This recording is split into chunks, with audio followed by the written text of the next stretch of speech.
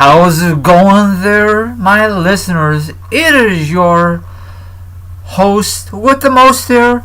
It is Team Rai. Listener, how you doing? And a super Friday's edition. I'm doing very well for myself. Let's cut to the chase, my listeners.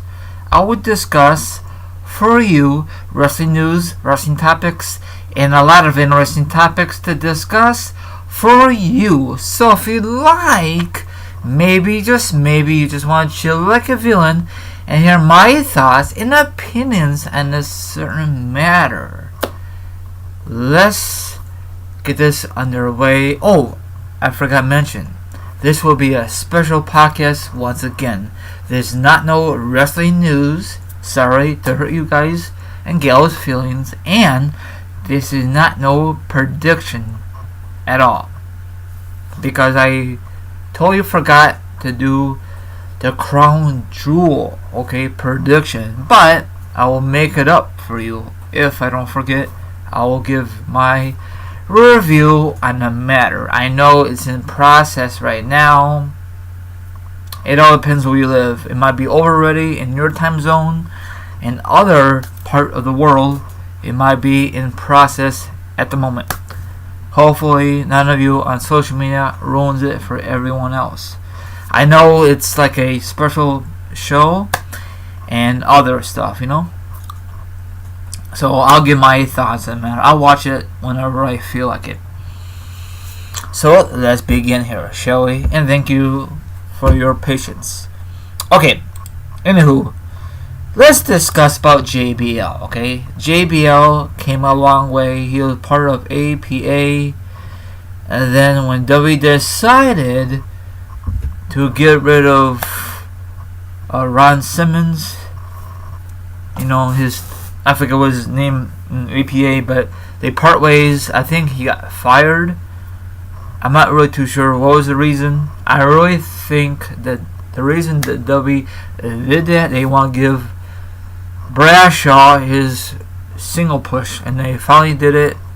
JBL, the longest SmackDown champion in that era. He was a very good heel. He said he's the best heel of all time. I hate when these wrestlers says that, because in their mind they're very cocky. Is he gonna be in the Hall of Fame? Probably. I don't know.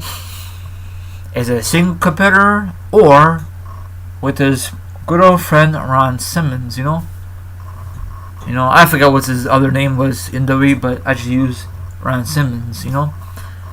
Now, he has a great rivalries. He won a championship. He had, Eddie Guerrero, rest in peace. Eddie Guerrero will be alive today if he never, in my opinion, never did drugs and alcohol. And I think a lot of these wrestlers in the past took drugs, steroids, and they stopped, and I guess it's still in their body. And I know a lot of you think, oh, none of these wrestlers in today's era does it. Yeah, okay. If you think like that, Batista probably does it. John freaking Cena. Yeah, Cena does it probably. And if he ever gets caught with steroids, I'd be very surprised. I remember a couple of years ago, off the record, he had an interview. This back in 07, 08. I think it was a local broadcast in somewhere in Boston, or during a pay-per-view. And he had a sling. I don't know if you guys remember that. I think it's on YouTube. I think he had an interview during a hotel, in this hotel. I don't know if it's part of a segment. I think it was part of a real thing.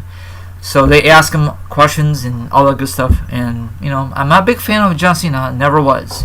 And you just could tell that he's super buff, Just like Buff Bagwell. You really think he took steroids back in the day? Absolutely, in my opinion, You don't have to be super heavyweight to compete in wrestling. But McMahon loved these super heavyweights. I'll discuss that later on in this discussion. Anyway, JBL was recently a guest on Buster Open Radio. I'm not too sure if anyone ever listened to that. It's on the satellite radio. I listened to it time for time. It's pretty unique. Where he poked about the version topics. I think I messed up there. Including who he thinks are some of the greatest heels in the history of pro wrestling. Here are highlights. Of course, he's gonna put his name into the hat. My opinion is, I think CM Punk is very awesome as a heel. Hulk Hogan, when he was part of the NWO, and there's a lot of guys on the list. Okay, I hate when these wrestlers says I'm the all-time best heel. Okay, I don't think there's no such thing, in my opinion, is the best heel of all time. Okay, maybe in your mind, in your era, yes. Okay, and I hate when people says I'm the best Intercontinental champion of all time. In my opinion only, Honky Tonk Man is the best all-time Intercontinental champion of all time. Okay, forget Dolph Ziggler, forget all the wrestlers after Honky Tonk Man. You know, he was the longest Intercontinental champion because back then they hardly defended the darn belt. That's why he was the longest Intercontinental champion. Okay, I could be totally wrong. And I was never a fan of Honky Tonk Man. He was just a Elvis version of WWF back in the day. You know. Okay, so you guys could read this off. You could read this. This is the best heel of all time, the best heel in WWE history. Now, there's a lot of, in my opinion, there's not a lot of great heels in WWE in this era because, in my opinion, PG era killed the WWE. A lot of you out there are blaming John Cena. A lot of you are blaming the Chris Benoit incident. And then that's why WWE had to change their whole entertainment value to a PG entertainment value. Now, I guarantee you, only if, off the record, if the Chris Benoit incident never happened, I guarantee it will still be TV-14. Maybe not. We will never know. You know? Chris Benoit is an awesome performer in a square circle, but out of the square circle, that's very, very sad. Kill himself, kill his loved one, and his wife. Very, very sad. But how in the hell do we know for sure if he really did it? You know? It could be one of his, what's his name? Kevin Sutherland. A lot of people, there's theories that he might kill his best friend, his former best friend, Chris Benoit's wife, and the son. We don't know that for sure. I doubt it, you know? They supposed to make a movie about it. I don't know if it got canceled, delayed. I'd love to check it out. You know, I know that's kind of stupid of me to say that, but I met him back in the year of 2008 when whatever the Royal Rumble was in Miami, Florida. No, I did not attend Royal Rumble in Miami, Florida. It was in the Chicago Auto Show. No, World Wheels, I'm sorry. And my friend, myself, went there. He's not a wrestling fan, but he did it for me. So I got his autograph. He was very mellow. He was not very happy camper at all. Probably had a lot of things on his mind. And before you know it, a couple years later, or the year after, actually, I'm sorry, it was 06. I met him because 06 was in Miami, Florida for the Royal Rumble. Yeah, it was 06. It was a couple of days. I think it was on a Friday or Thursday we met him, and then on Sunday I told him good luck for the Royal Rumble. Of course he didn't win it, or Rey Mysterio won it. Yes, now I remember.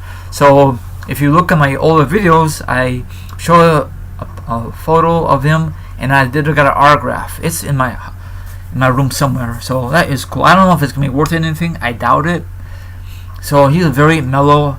I'm assuming he's very got a lot of things on his mind.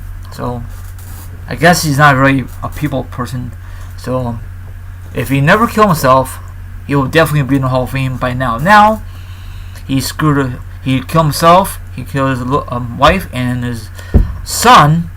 Now WWE will never put in the Hall of Fame, because if they put in the Hall of Fame, the whole internet says, wait a minute, you put this guy in the Hall of Fame, he killed himself, he's a freaking murderer, and that will be a bad image for the WWE, you know, or any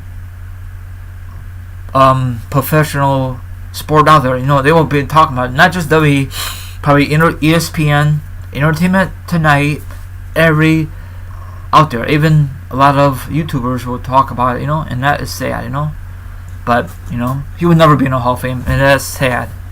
So, that's all I'm going to say,